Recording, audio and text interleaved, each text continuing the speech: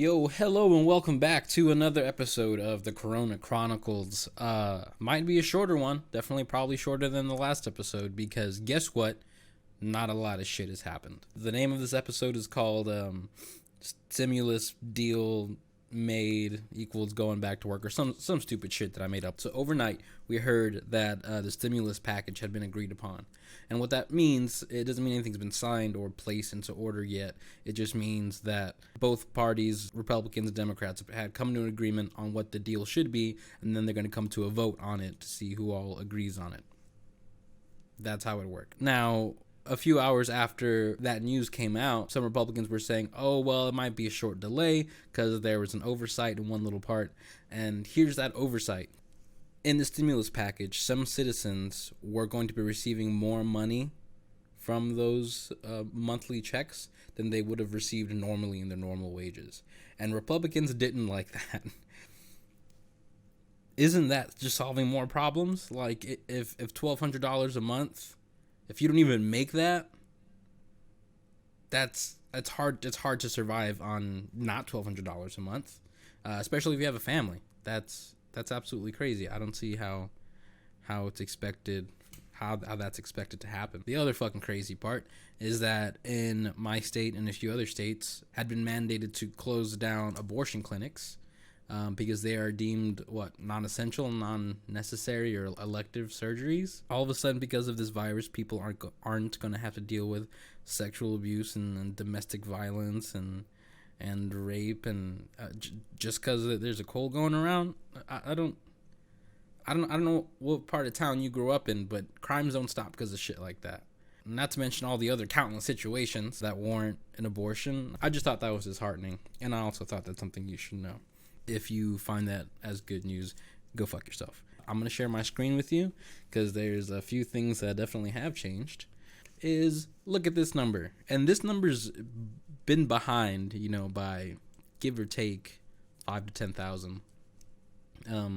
But when I started the podcast, and for all those listening, I've been using the Johns Hopkins coronavirus, dashboard that's been tracking all the virus infections, cases, total deaths, and recovery and the little graphs and shit. And it gives these little red dots everywhere on the map of the entire planet. And this site says that the U.S. is now at 65,000 confirmed cases. The scarier part is that the U.S. did not look like this. The U.S. did not look like this. The United States looks like it has chicken pox and some big ass rashes all over it.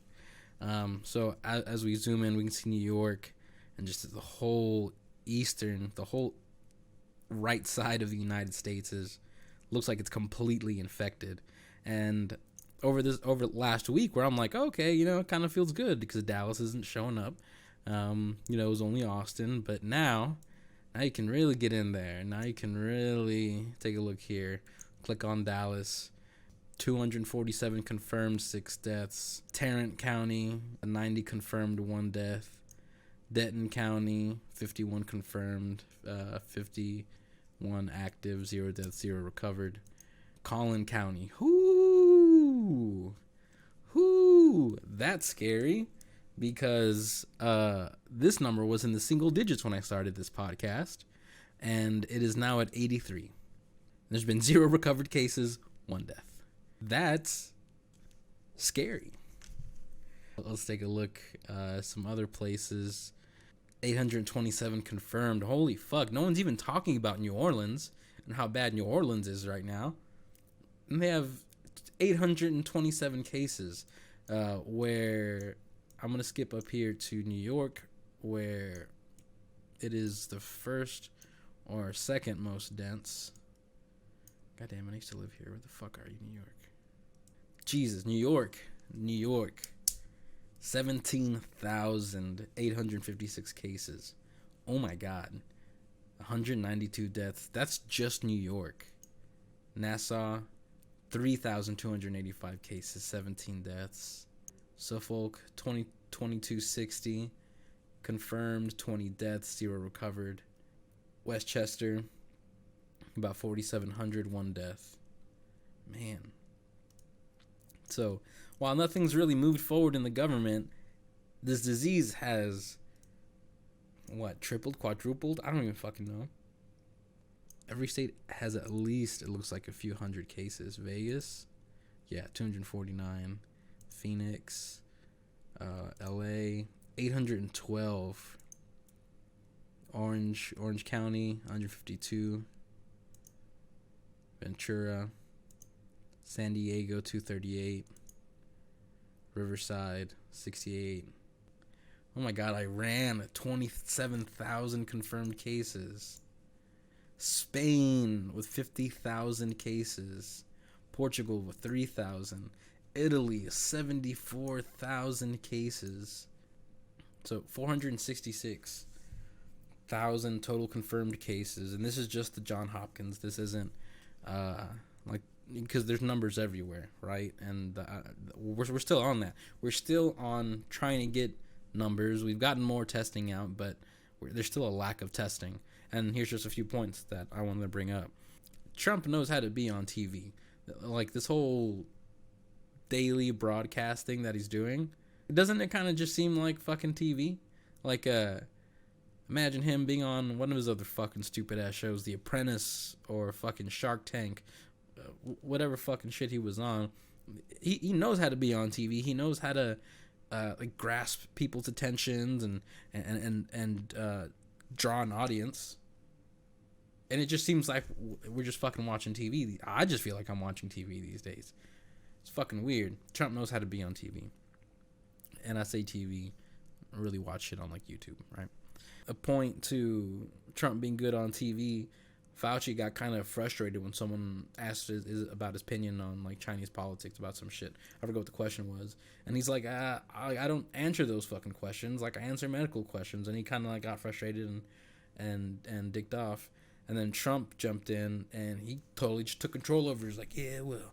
He's like, you wanted a piece of pie? You wanted the piece of the pie? It's gonna end fucking America. Whatever the fuck he says. I don't know how to do the voice. I wish I could do the voice. It's such a cool voice. I don't know how to do the voice. Saw Trump taking over again, kind of showing that he's control. He's comfortable in front of the TV, in front of the media. Maybe he's working in. I'm not saying in a secret agenda or conspiratorially.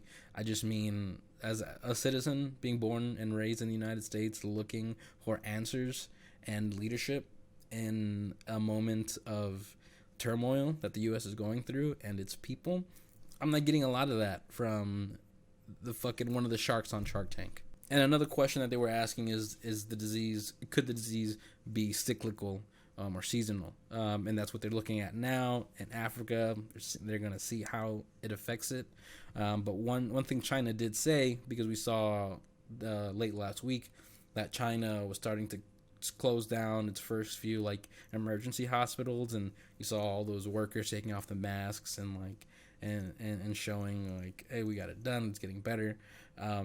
China is now looking at imported cases of the disease, so people now traveling back or whatever are reinfecting China, and China's back at taking care of those cases. I don't think it's going to swell up again, but they're starting to see new cases, and hopefully those numbers don't swell up. Because that'd be bad. And guess what? That's it. That's all I got today, because nothing has really fucking happened. The only thing that's fucking happened is more people have gotten sick, more people are dying. I'm frustrated. I don't know if anyone else is frustrated.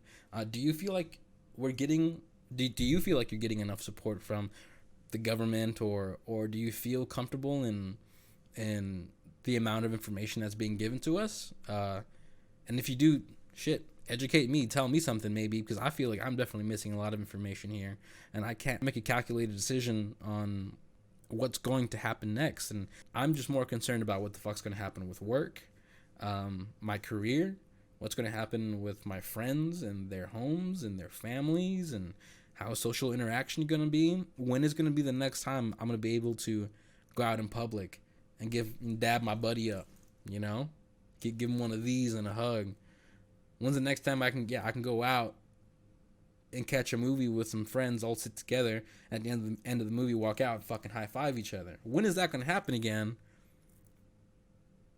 I'm not concerned that it won't ever happen again, but with the lack of information that question gets harder and harder to answer, and that just drives anxiety. At least for me. So learning as much as I can about what's going on and putting out these episodes helps at least educate me a little bit. If you want to throw in anything else as far as knowledge, let me know. Shout out to Sleeping Late, because she in the last video I had asked people that are watching, especially those in the front line in healthcare, what are some things we can do to help make their lives easier as people kind of just being stuck at home. And Sleeping Late, Amber, commented, says, I work in the medical field. One thing people can do is donate masks to local hospitals. Many are running out of equipment to keep the workers safer, including the hospital I work at. Many people purchased masks in bulk due to panic, which resulted in shortages of the product altogether. As the amount of cases go up, the more these masks are needed for the patients who are infected, as well as the personnel working for them. Another thing to do is to actually take all of this seriously.